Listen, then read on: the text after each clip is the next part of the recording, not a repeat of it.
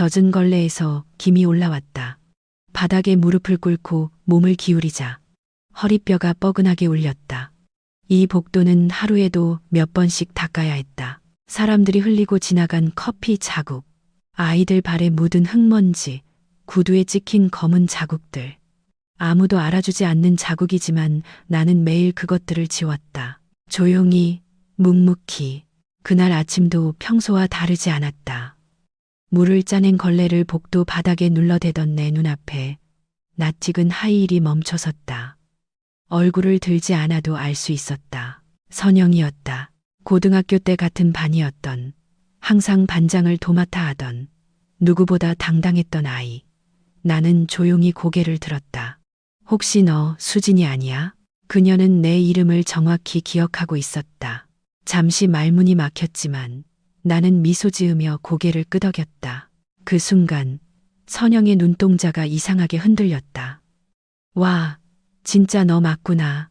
여기서 이거 이 일 하는 거야? 나는 다시 걸레를 들어 천천히 물기를 짜며 말했다. 응. 그냥 몸이 움직일 수 있을 때까진 뭐라도 해야지. 그녀의 입꼬리가 살짝 올라갔다. 하지만 그건 반가움의 미소가 아니었다. 잘 지냈구나. 그래도 청소는 힘들겠다. 뒤에 서 있던 다른 동창들이 킥킥 웃기 시작했다. 그중 하나가 작게 속삭였다. 걸레질은 네가 제일 잘하잖아. 고등학교 때도 청소부처럼 일만 했잖아. 나는 그 말에 웃지도 화내지도 않았다. 손에 힘을 주어 바닥을 한 번 더 밀었다. 그러다 문득 생각났다. 고등학교 졸업사진 속 교복을 단정히 입고 카메라 앞에서 당당히 웃던 내 얼굴. 그 앨범 아직도 집에 있다. 하지만 이제는 꺼내볼 자신이 없다. 그날 이후 그들은 자주 나를 우연히 마주쳤다. 일부러 커피를 쏟은 듯한 눈빛으로 나를 바라보며 어머 죄송 하며 웃고는 뒤돌아서 킥킥대곤 했다. 그들의 시선은 차갑지 않았다. 오히려 따뜻하게 우러러보는 척하면서도 발밑을 쳐다보는 듯한 이중적인 온도였다. 하루는 복도 끝에서 들려오는 웃음소리에 고개를 돌리니 그들이 나를 가리키며 무언가를 속삭이고 있었다. 우리 반 1등이었는데 저렇게 됐네. 인생 진짜 모르겠다. 그 말이 내 등 뒤에서 멀어지는 동안 내 손끝의 걸레는 더욱 조용히 바닥을 훑었다. 어느 날 청소 도구함을 정리하다가 낡은 필통 하나를 발견했다. 누군가 두고 간 것 같았지만 그 안에는 내가 고등학교 때 쓰던 것과 똑같은 형광펜이 들어 있었다. 손에 쥐자 이상하게도 손끝이 따뜻해졌다. 그땐 나도 꿈이 있었지. 작가가 되고 싶었고 좋은 학교에 가고 싶었다. 그리고 사람들 앞에서 부끄럽지 않은 삶을 살고 싶었다. 하지만 지금 내가 부끄러운 건 아니다. 다만 이 자리에 나를 두고 웃는 사람들이 안쓰러울 뿐이다. 그들도 언젠가는 알게 되겠지. 걸레질보다 더 더러운 건 마음속의 얕은 우월감이라는 걸. 그날 저녁 나는 새로 산 고무장갑을 끼고 다시 한번 물을 길었다. 바닥은 여전히 지워야 할 자국투성이었다. 하지만 내 마음은 단단했다. 이걸로 끝이 아니라는 걸 나도 모르게 직감하고 있었다. 내가 걸레를 들고 있는 모습을 본 그날 이후 그녀들은 나를 청소부 수진이라 부르기 시작했다. 나도 들으라는 듯이 큰 소리로, 때로는 내 바로 뒤에서 야, 청소부 수진 또 복도에 있네. 조심해. 물 닿으면 미끄러지니까. 그들은 마치 어릴 적 놀이터에서 장난치는 아이들처럼 깔깔댔지만 나는 그 소리에 익숙해져야만 했다. 하루는 비 오는 날이었다. 로비 유리문은 김이 서려 흐릿했고 구두에 물이 묻은 손님들이 들어오며 바닥이 금세 젖었다. 나는 익숙하게 물을 닦아냈고 무릎이 눅눅하게 젖어가는 것도 신경 쓰지 않았다. 그때였다. 아직도 걸레질 중이야. 선영이었다. 그녀는 우산을 접고 검정힐에 빗물이 뚝뚝 떨어지는 것을 아랑곳하지 않았다. 비에 젖은 머리카락을 정리하며 그녀는 곁에 있던 또 다른 동창에게 내 쪽을 고개로 가리켰다. 얘, 너 기억나지? 우리 반에서 반장하던 애. 지금은 여기 바닥이나 닿고 있다니까. 그녀들의 웃음소리는 빗소리와 섞여 더 날카롭게 느껴졌다. 나는 그저 걸레를 짜고 다시 바닥을 훑었다. 물기를 닦을수록 내 마음속에는 무언가가 더 차분히 가라앉았다. 어렸을 때 어머니는 이런 말을 하셨다. 사람은 제 자존심보다 남의 체면을 더 챙길 줄 알아야 어른이지. 나는 어른이 되어버린 셈일까. 내 자존심은 많이 닳았지만 그들이 부끄러움을 모르고 있는 걸 보면 어쩌면 내가 더 어른이 된 건지도 모르겠다. 하지만 웃긴 건 그들이 모른다는 것이다. 그 로비, 그 회사는 내 남편이 소유한 회사라는 것을. 내 남편은 겉으로 드러나지 않는다. 늘 검정 세단 안에서 조용히 전화를 받고 회사 입구는 잘 넘보지도 않는다. 회장이라 불리지만 사진 한 장 찾기도 어려운 사람. 직원들조차 그가 누구인지 정확히 모른다. 나도 그의 정체를 숨긴 채 이곳에서 일하고 있다. 일부러 처음에는 삶이 어려워서 청소일을 시작했다. 허리 수술 후 회복이 늦어지면서 사무직은 무리가 있었고 단순한 노동이 오히려 나에게 맞았다. 그리고 남편도 내 선택을 존중했다. 네가 직접 선택한 일이면 돼. 하지만 네가 무시당하더라도 네가 내 자신을 무시하지 않으면 돼. 그의 말은 늘 짧지만 깊었다. 내가 청소부가 되었다고 내 삶 전체가 바닥에 있는 건 아니다. 그리고 그들은 내 이름을 기억하지만 나의 오늘은 전혀 모르고 있었다.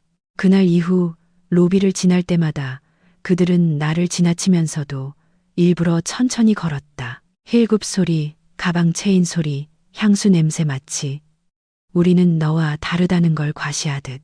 그러나 이상하게도 어느 순간부터 나는 그 소리들에 익숙해졌다. 그들의 웃음은 낡은 에어컨 소리처럼 배경이 되었고 그들의 눈빛은 더 이상 아프지 않았다. 한 가지는 분명했다. 그들의 웃음 뒤에는 나에 대한 조롱만이 있는 게 아니었다.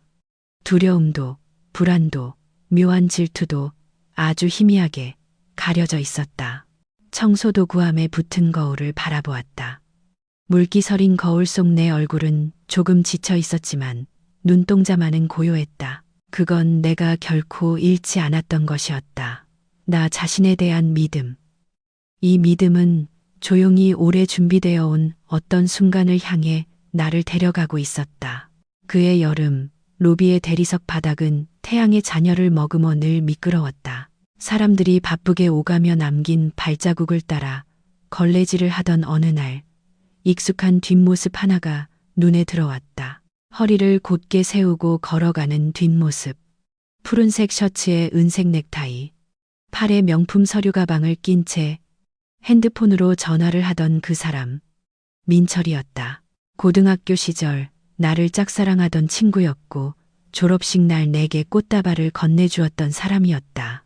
그는 나를 스쳐 지나가며 나를 보지 못한 척했다. 하지만 나는 느낄 수 있었다. 그의 시선이 아주 미세하게 내 방향을 스치고 간 것을 그날 이후로 몇 번 더 봤다.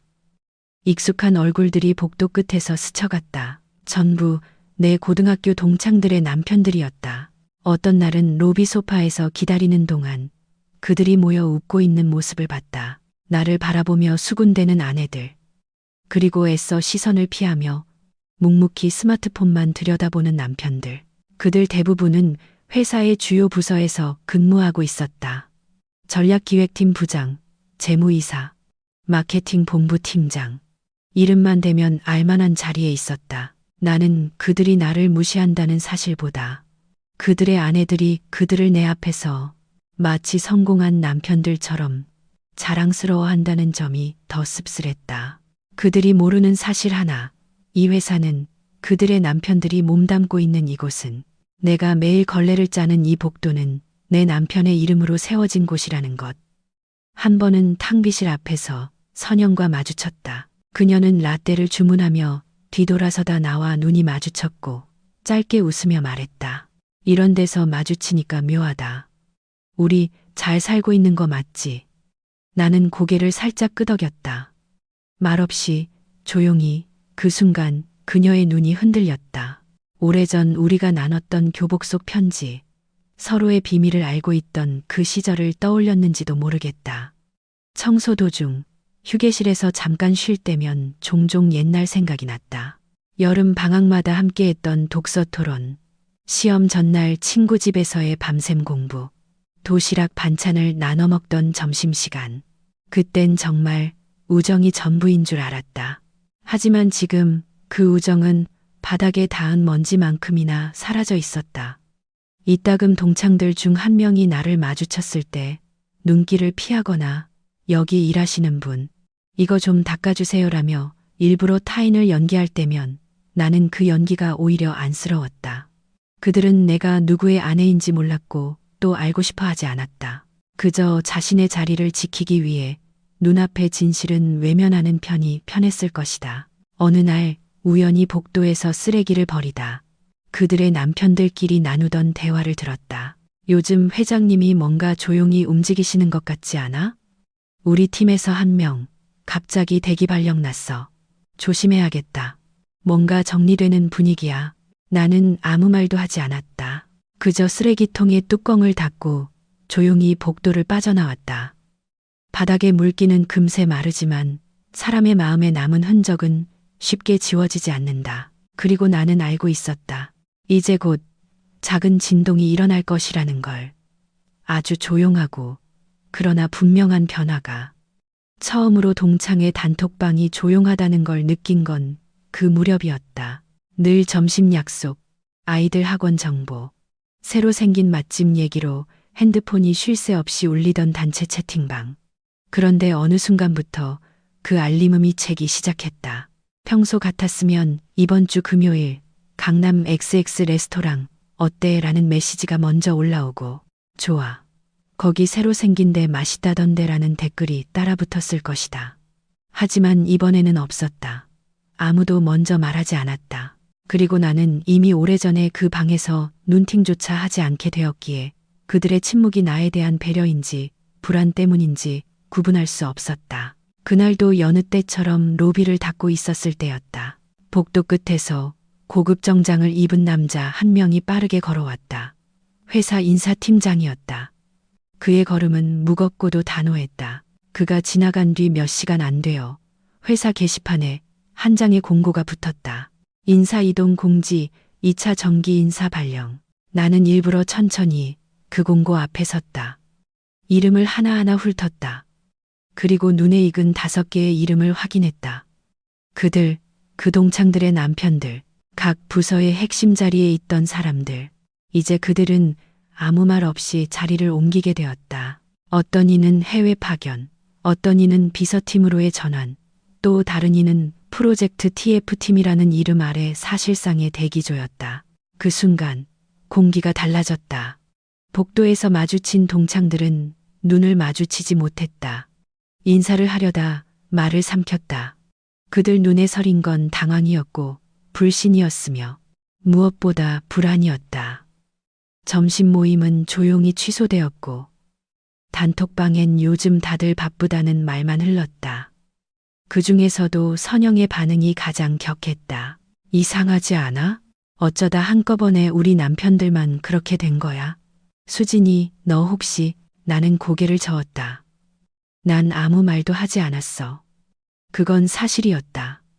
나는 단 한마디의 고발도, 청탁도, 분노도 남기지 않았다.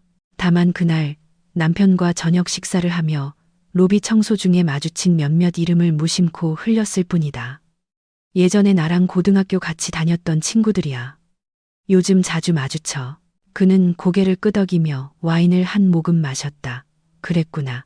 그 말이 전부였다. 하지만 그 다음 주 인사팀장이 그의 방에서 나오는 모습을 보았고 그로부터 인사는 조용히 단행되었다.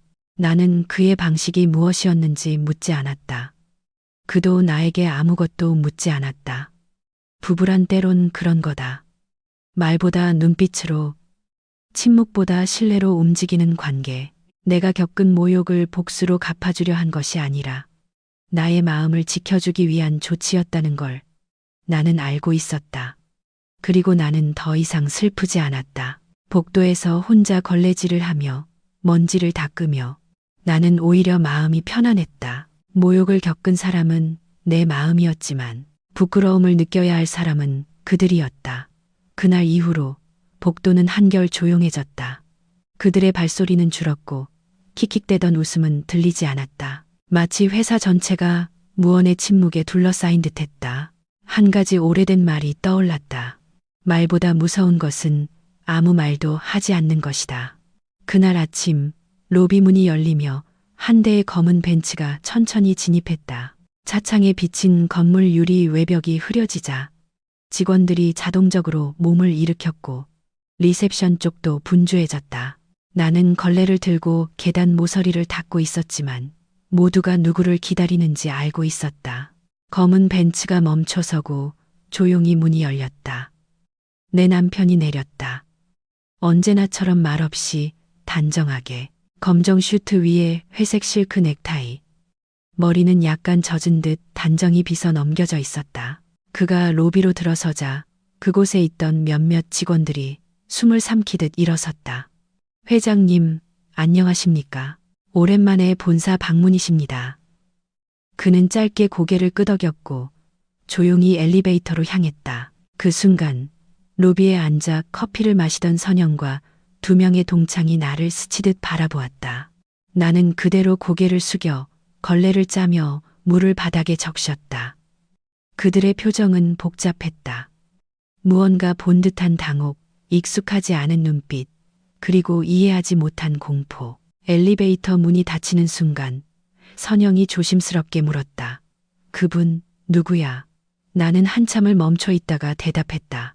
우리 회장님이세요. 그 짧은 한마디에 로비는 잠시 정적에 빠졌다.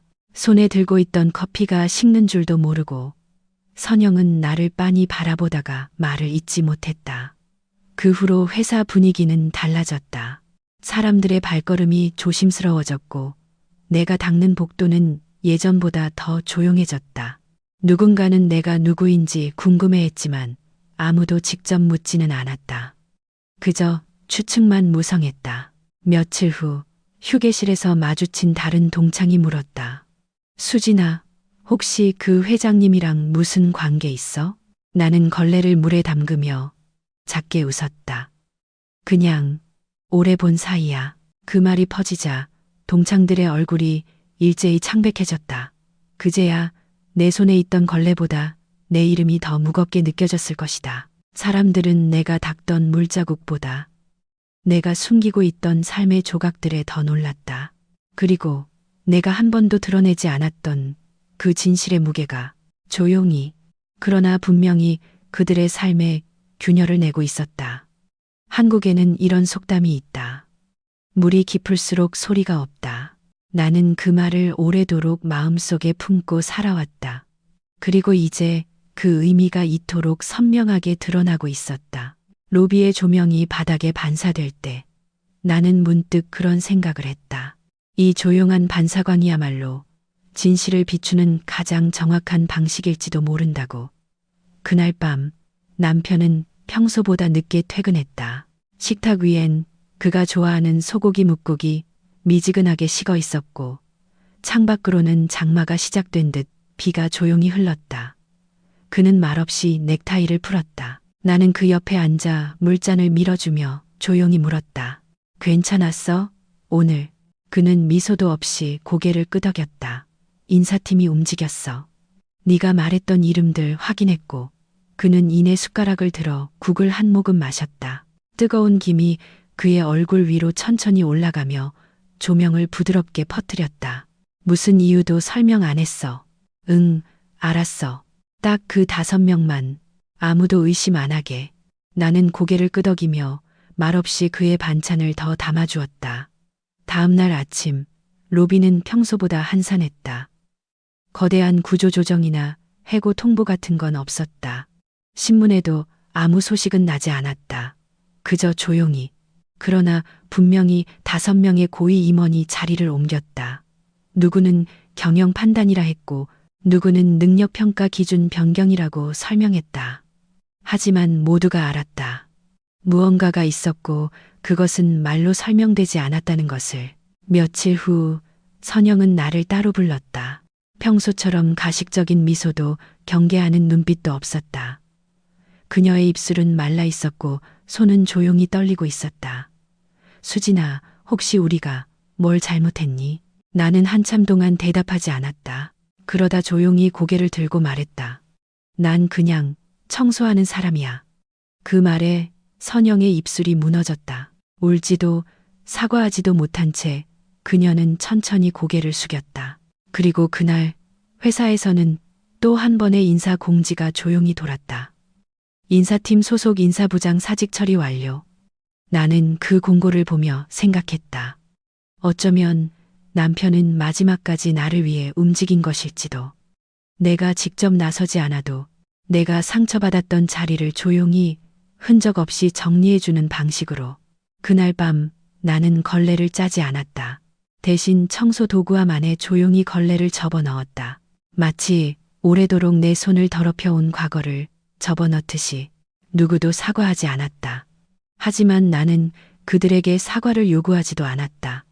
왜냐하면 진짜 복수는 말로 하는 게 아니라 침묵 속에서 스스로의 허물을 깨닫게 하는 것이기 때문이다. 이제 나는 안다.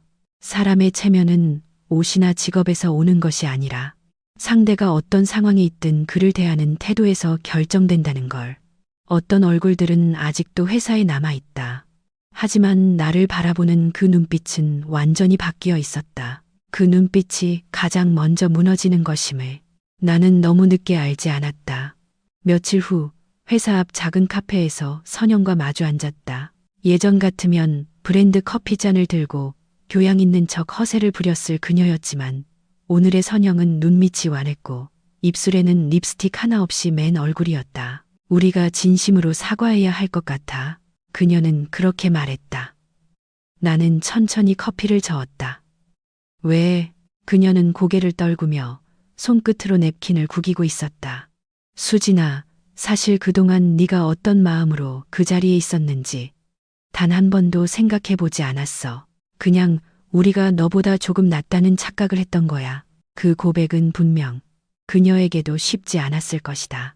하지만 이상하게도 내 안에서는 아무런 감정이 일지 않았다. 슬픔도 분노도 심지어 통쾌함조차 없었다. 나는 조용히 말했다. 나 사실 처음엔 정말 무시당한다고 느꼈어. 걸레를 들고 있을 때마다 너희가 나를 과거로만 평가하는 것 같았거든. 그런데 어느 순간부터 깨달았어. 너희는 나를 무시한 게 아니라 스스로를 그렇게 믿고 싶었던 거야. 그래야 지금의 삶이 위태롭지 않으니까. 선영의 눈가가 빨갛게 물들었다. 그럼에도 불구하고 우린 상처 줬어.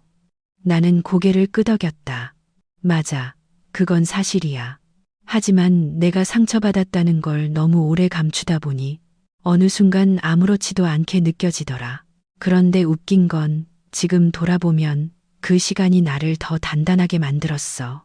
카페 밖으로 시선이 옮겨졌다. 비는 그쳤고 젖은 도로 위로 햇빛이 번지며 차들의 그림자를 길게 늘어뜨렸다. 그날 오후 회사 인사팀에서는 마지막 통보가 나갔다.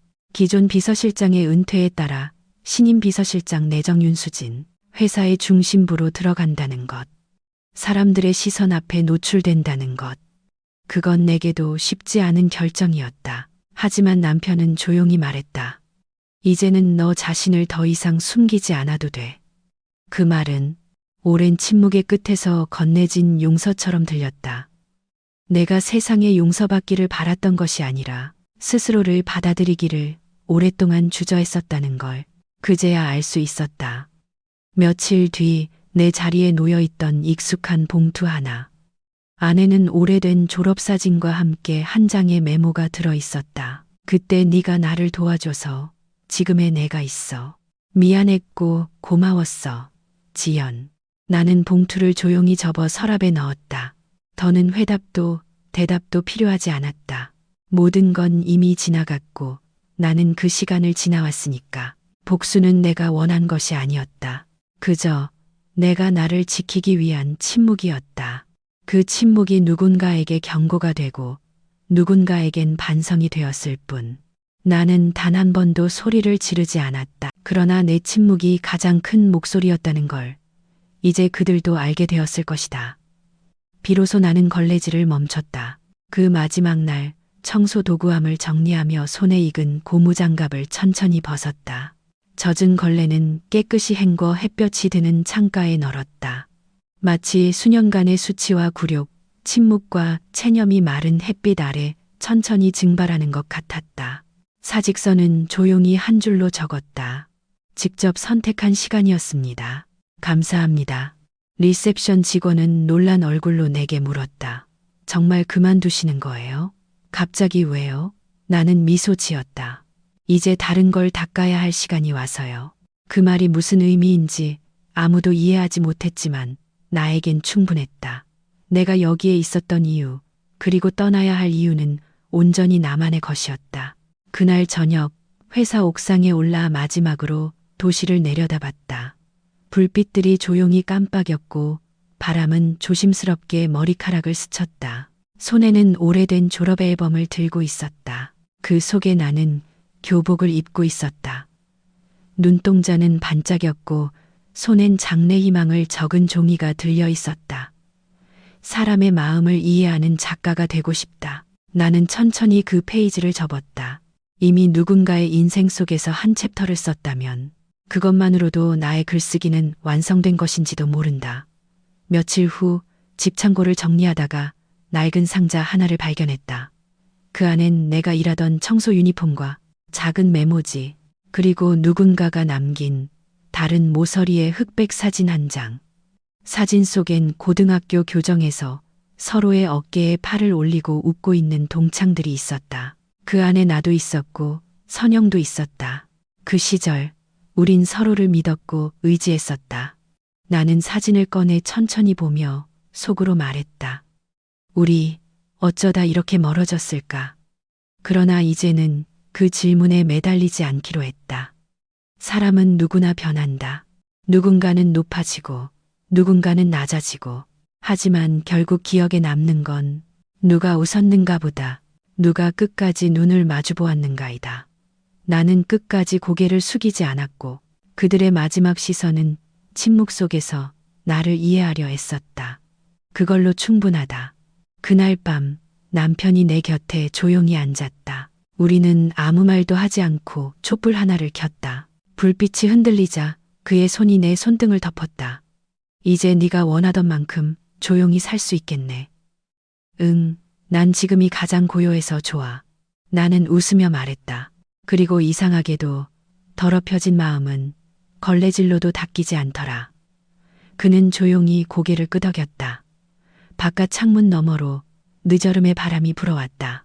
그 바람은 모든 흔적을 천천히 감싸며 지나간 계절처럼 조용히 사라졌다. 내가 남긴 것은 사직서 한 장과 창고 안에 남겨둔 걸레 하나, 그리고 구석에 놓인 졸업 앨범 속 미소. 그 미소는 말하고 있었다. 나는 지지 않았다. 그저 조용히 걸어 나왔을 뿐.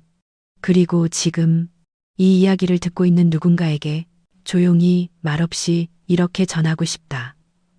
혹시 당신도 그런 시간을 지나왔나요? 혹은 지금 그 복도의 한가운데에 서 있지는 않나요? 내가 걸어온 이 길이 당신의 침묵에도 작은 위로가 되기를 바란다. 세상에 조용한 복수는 없지만 조용한 존엄은 반드시 남는다.